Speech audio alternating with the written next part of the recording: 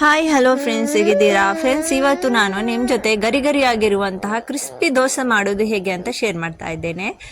ಇದು ಅಂತೂ ತುಂಬ ಈಸಿಯಾಗಿ ಸಿಂಪಲ್ ಆಗಿ ನಿಮ್ಮ ಜೊತೆ ಇದರ ರೆಸಿಪಿ ಶೇರ್ ಮಾಡ್ತಾ ಇದ್ದೇನೆ. ನೋಡಿ ಎಷ್ಟು ಕ್ರಿಸ್ಪಿಯಾಗಿ ಬಂದಿದೆ ಅಂದರೆ ತುಂಬಾ ಕ್ರಿಸ್ಪಿ ಆಗಿದೆ ಈ ದೋಸೆ ಅಂತೂ.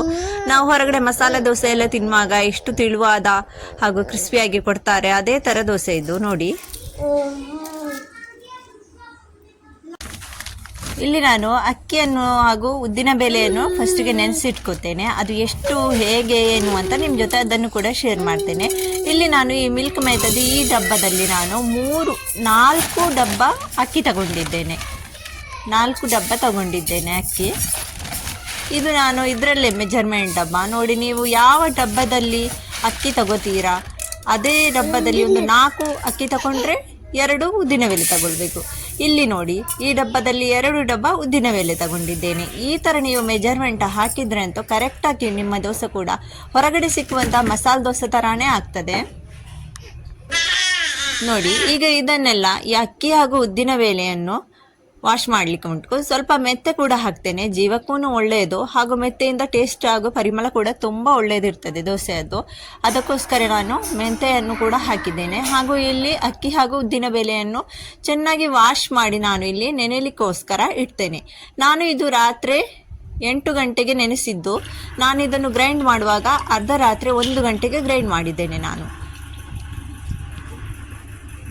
5 ಗಂಟೆ ತನಕ ನೆನೆಸಿದ್ದೇನೆ ಅಕ್ಕಿ ಮತ್ತು ಉದ್ದಿನಬೇಳೆ. ಈಗ ಇಲ್ಲಿ ನಾನು ಇದನ್ನು ಗ್ರೈಂಡ್ ಮಾಡ್ತಾ ಇದ್ದೇನೆ. ಫಸ್ಟಿಗೆ ನಾನು ಉದ್ದಿನಬೇಳೆಯನ್ನು ಸ್ವಲ್ಪ ನೀರು ಹಾಕಿ ಗ್ರೈಂಡ್ ಮಾಡ್ಕೋತೇನೆ ನೋಡಿ. ಜಾಸ್ತಿ ನೀರು ಹಾಕೋಬಿಡಿ, ಮಿಕ್ಸಿಯಿಂದ ಎಲ್ಲ ಹೊರಗಡೆ ಚೆಲ್ತದೆ. ಅದಕ್ಕೋಸ್ಕರ ಒಂದು ಕಡಲಿಕ್ಕೋಸ್ಕರ ಎಷ್ಟು ಬೇಕು ನಮಗೆ ಗ್ರೈಂಡ್ ಆಗಲಿಕ್ಕೆ ಅಷ್ಟೇ ಅಂದಾಜು ಪ್ರಕಾರ ಹಾಕಿ. ಈಗ ಇಲ್ಲಿ ನಾನು ಗ್ರೈಂಡ್ ಮಾಡ್ತೇನೆ. ದೋಸೆ ಎಲ್ಲ ಮಾಡೋದು ತುಂಬ ಈಸಿ ಫ್ರೆಂಡ್ಸ್ ನೋಡಿ. ಈಗ ಇಷ್ಟು ದಪ್ಪ ಇಟ್ಟಿದ್ದೇನೆ ನಾನು. ಇದಕ್ಕೆ ನಮಗೆ ನೀರು ಇನ್ನು ಬೇಕಾದರೆ ತೆಳು ಬೇಕಂದರೆ ನಾವು ಇದು ದೋಸೆ ಮಾಡುವಾಗ ನಮಗೆ ಎಷ್ಟು ಬೇಕು ಅಷ್ಟು ಹಿಟ್ಟನ್ನು ತೆಗೆದು ನಾವು ಮೆಜರ್ಮೆಂಟಲ್ಲಿ ನೀರು ಹಾಕಬೇಕು. ಈಗ ಉದ್ದಿನ ಬೇಳೆ ಆಯಿತು. ಈಗ ನಾನು ಅಕ್ಕಿಯನ್ನು ಗ್ರೈಂಡ್ ಮಾಡ್ತೇನೆ. ನಾನಿದು ಸ್ವಲ್ಪ ಇಡ್ಲಿಕ್ಕೋಸ್ಕರನೂ ನಾನು ಗ್ರೈಂಡ್ ಮಾಡಿ ತುಂಬ ಜಾಸ್ತಿನೇ ಇಡ್ತಾ ಇದ್ದೇನೆ. ಯಾಕೆಂದರೆ ನಾನು ಇದರಲ್ಲಿ ಒಂದು 2-3 ಸಲ ಮಾಡ್ತೇನೆ ದೋಸೆ. ಸ್ವಲ್ಪ ಒಂದು ಸಲ ಮಾಡಿ ಆಮೇಲೆ ಒಂದು 2 ಸಲ ಮಾಡುವಷ್ಟು ಬ್ಯಾಟರನ್ನು ನಾನು ಫ್ರೀಝರಲ್ಲಿ ಇಟ್ಟು ಬಿಡ್ತೇನೆ, ಪ್ಯಾಕ್ ಡಬ್ಬದಲ್ಲಿ ಹಾಕಿ.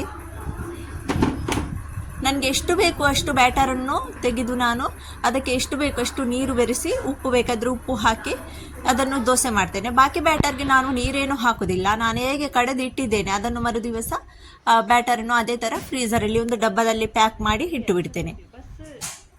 ಈಗ ನೋಡಿ, ಅಕ್ಕಿ ಕೂಡ ಎಲ್ಲ ಆಯಿತು, ಅಕ್ಕಿನೂ ಆಯಿತು, ಉದ್ದಿನ ಬೇಳೆನೂ ಆಯಿತು. ಆಮೇಲೆ ಇದನ್ನು ಕೈಯಲ್ಲಿ ಈ ಥರ ಚೆನ್ನಾಗಿ ಮಿಕ್ಸ್ ಮಾಡಬೇಕು. ನಾನು ಇದಕ್ಕೆ ಸೋಡಾದ ಪುಡಿ ಏನು ಹಾಕ್ತಾ ಇಲ್ಲ. ಬೇಕಿಂಗ್ ಸೋಡಾ ಆಗಲಿ ಅಲ್ಲ ಅನ್ನ ಆಗಲಿ ಉಳಿದದ್ದು ಏನೂ ಆಗ್ತಾ ಇಲ್ಲ ನೋಡಿ. ನನಗೆ ಈ ಪಾತ್ರೆ ಅಂತೂ ತುಂಬ ಸಣ್ಣದು ಅಂತ ಅನ್ನಿಸ್ತು. ಅದಕ್ಕೆ ನಾನೀಗ ಇದನ್ನು ಪಾತ್ರೆಯನ್ನು ಕೂಡ ಚೇಂಜ್ ಮಾಡ್ತಾ ಇದ್ದೇನೆ. ಇಲ್ಲಾಂದರೆ ಉಬ್ಬಿ ಬರುವಾಗ ಇದು ತುಂಬಾ ಮೇಲ್ಗಡೆ ಬಂದೆಲ್ಲ ಚೆಲ್ತದೆ. ಅದಕ್ಕೋಸ್ಕರ ನಾನು ಇದಕ್ಕೆ ಸ್ವಲ್ಪ ದೊಡ್ಡದಾದ ಪಾತ್ರೆಯಲ್ಲಿ ಈ ಹಿಟ್ಟನ್ನು ಹಾಕಿಡ್ತೇನೆ ನೋಡಿ. ಈ ಪಾತ್ರೆಯಲ್ಲಿ ಇಟ್ಟಿದ್ದೇನೆ ನಾನು. ಈಗ ಅದರಿಂದ ಚೇಂಜ್ ಮಾಡಿ ಇದಕ್ಕೆ ಹಾಕಿದೆ. ಇದನ್ನು ಈ ಥರ ಕೈಯಲ್ಲಿ ಮಿಕ್ಸ್ ಮಾಡಬೇಕು. ಕೈಯೆಲ್ಲ ಚೆನ್ನಾಗಿ ವಾಶ್ ಮಾಡಿಕೊಂಡು ಮಿಕ್ಸ್ ಮಾಡಬೇಕು ನೋಡಿ. ಈ ಥರ ಕ್ಲೀನಾಗಿರುವಂತಹ ಥರ ಚೆನ್ನಾಗಿ ಒಂದು 5 ನಿಮಿಷ ತನಕ ಇದನ್ನು ಬಿಡದೆ ಒಂದೇ ಲೆವೆಲಲ್ಲಿ ಈ ಥರ ಮಿಕ್ಸ್ ಮಾಡಬೇಕು ನೋಡಿ. ಇದಕ್ಕೆ ಸೋಡಾದ ಪುಡಿನೂ ಬೇಕಂತ ಇಲ್ಲ, ಏನೂ ಇಲ್ಲ ಫ್ರೆಂಡ್ಸ್. ನಿಮ್ಮ ದೋಸೆ ಕೂಡ ತುಂಬ ಕ್ರಿಸ್ಪಿ ಹಾಗೂ ಮೃದು, ಅಂದರೆ ನಿಮಗೆ ಹೊರಗಡೆ ಹೇಗೆ ಸಿಗ್ತದೆ ಅದೇ ಥರ ಸೇಮ್ ಬರ್ತದೆ. ಈಗ ಇದು ನೆಕ್ಸ್ಟ್ ಡೇ ನಾನು ಬೆಳಿಗ್ಗೆ ಇದನ್ನು ಚಟ್ನಿಗೆ ರೆಡಿ ಮಾಡ್ತಾ ಇದ್ದೇನೆ. ಈಗ ನಿಮಗೆ ಅದು ಹಿಟ್ಟನ್ನು ಕೂಡ ತೋರಿಸ್ತೇನೆ. ಇದನ್ನು ನಾನು ಹೊರಗಡೆನೇ ಇಟ್ಟಿದ್ದೆ, ಸೆಕೆಗಾಲ ಅಲ್ವಾ ಚೆನ್ನಾಗಿ ಬರ್ತದೆ ಅಂತ. ಅಂದರೆ ನಾನು ಮಧ್ಯರಾತ್ರಿ 1 ಗಂಟೆಗೆ ಇದನ್ನು ಗ್ರೈಂಡ್ ಮಾಡಿರೋದ್ರಿಂದ ಬೆಳಿಗ್ಗೆ ಒಂದು 7-8 ಗಂಟೆಗೆ ನಾನು ಇದು ದೋಸೆ ಮಾಡ್ತೇನೆ. ಅದಕ್ಕೋಸ್ಕರ ನಾವು ಹೊರಗಡೆ ಇಟ್ಟು ಬಿಟ್ಟಿದ್ದು ಹಿಟ್ಟನ್ನು. ಈಗ ಇಲ್ಲಿ ಚಟ್ನಿಗೆ ಕೂಡ ಸಿಂಪಲ್ ಆಗಿರುವಂತಹ ಚಟ್ನಿಯದ್ದು ಕೂಡ ರೆಸಿಪಿ. ತೆಂಗಿನ ತುರಿ ಹಾಗೂ ಹಸಿಮೆಣಸು, ಮೆಣಸಿನಕಾಯಿ ಬೆಳ್ಳುಳ್ಳಿ, ಉಪ್ಪು ಅಷ್ಟೇ ಹಾಕಿ ಗ್ರೈಂಡ್ ಮಾಡ್ಕೊಳ್ಳೋದು ನಾನು. ಬೆಳ್ಳುಳ್ಳಿ ಸ್ವಲ್ಪ ಜಾಸ್ತಿ ಹಾಕ್ತೇನೆ, ತುಂಬ ಚೆನ್ನಾಗಿ ಪರಿಮಳ ಬರ್ತದೆ ಅಂತ. ಈಗ ಚಟ್ನಿಯನ್ನು ಗ್ರೈಂಡ್ ಮಾಡಿದ್ಮೇಲೆ ಒಗ್ಗರಣೆಗೋಸ್ಕರ ಸ್ವಲ್ಪ ಸಾಸಿವೆ ಹಾಗೂ ಕರಿಬೇವು ಹಾಕಿದರೆ ಸಾಕು, ಜಾಸ್ತಿ ಏನು ಬೇಡ ಫ್ರೆಂಡ್ಸ್. ಚಟ್ನಿ ಅಂತೂ ಹೊರಗಿನ ಥರನೇ ಬರ್ತದೆ ನೋಡಿ.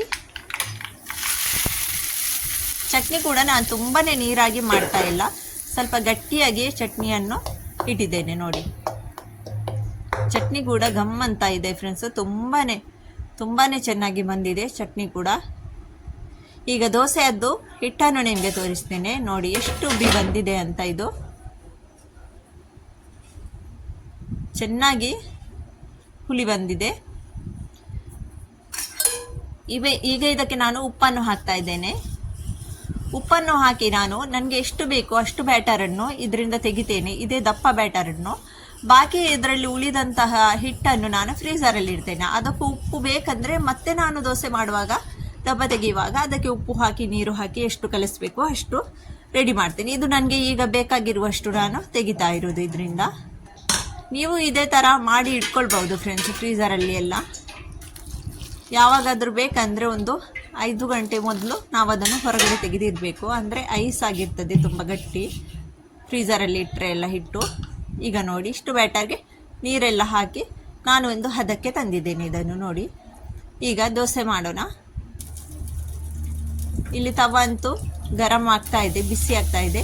ಬಿಸಿ ಆದ ತಕ್ಷಣ ಬಿಸಿ ಬಿಸಿ ತವಕ್ಕೆ ಹಾಕಬಾರ್ದು, ಸ್ವಲ್ಪ ಅದಕ್ಕೆ ನೀರು ಚಿಮುಕಿಸಿ ಇದನ್ನು ಒಂದು ಬಟ್ಟೆಯಲ್ಲಿ ಈ ಥರ ಒರೆಸಿ ಸ್ವಲ್ಪ ತಣ್ಣಗೆ ಥರ ಆಗ್ತದೆ. ಆಗ ನಾವು ದೋಸೆ ಹಿಟ್ಟನ್ನು ಹಾಕಬೇಕು, ಆಗ ಇದು ತುಂಬ ಚೆನ್ನಾಗಿ ರೌಂಡಾಗಿ ಬರ್ತದೆ ನೋಡಿ ಫ್ರೆಂಡ್ಸ್. ದೋಸೆ ಮಾಡಲು ಗೊತ್ತಿಲ್ಲದವರಂತೂ ಯಾರೂ ಇಲ್ಲ, ಎಲ್ಲರೂ ದೋಸೆ ಮಾಡ್ತಾರೆ, ಎಲ್ಲರ ಮನೆಯಲ್ಲಿಯೂ ದೋಸೆ ಆಗ್ತದೆ. ಆದರೆ ನಾನು ಮಾಡುವಂತಹ ರೆಸಿಪಿಯನ್ನು ನನ್ನ ಸ್ಟೈಲಲ್ಲಿ ನಿಮಗೆ ನಾನು ಹೇಗೆ ಮಾಡೋದಂತ ಶೇರ್ ಮಾಡ್ತಾ ಇದ್ದೇನೆ ಫ್ರೆಂಡ್ಸ್. ನಿಮಗೆ ಇಷ್ಟ ಆಯಿತು ಅಂದರೆ ಒಂದು ಸಬ್ಸ್ಕ್ರೈಬ್ ಮಾಡಿ, ಲೈಕ್ ಮಾಡಿ, ಹಾಗೂ ಕಮೆಂಟ್ ಬಾಕ್ಸಲ್ಲಿ ನಿಮ್ಮ ಅಭಿಪ್ರಾಯವನ್ನು ತಪ್ಪದೆ ನೀವು ಹಾಕಿ ಫ್ರೆಂಡ್ಸ್. ಈಗ ಈ ದೋಸೆ ಈ ಥರ ಹಾಕಿದ ಮೇಲೆ ಈ ಸ್ವಲ್ಪ ಕಾಯ್ದಿನಂದಾದಮೇಲೆ ಸ್ವಲ್ಪ ಇದಕ್ಕೆ ಎಣ್ಣೆ ಹಾಕಬೇಕು, ಆಮೇಲೆ ಈ ಥರ ಫೋಲ್ಡ್ ಮಾಡೋಣ. ಇದು ಫಸ್ಟದ್ದು ದೋಸೆ ಆದದ್ರಿಂದ ಸ್ವಲ್ಪ ಈ ಥರ ಆಗ್ತದೆ. ಈಗ ಚಟ್ನಿ ಕೂಡ ರೆಡಿ ಆಗಿದೆ.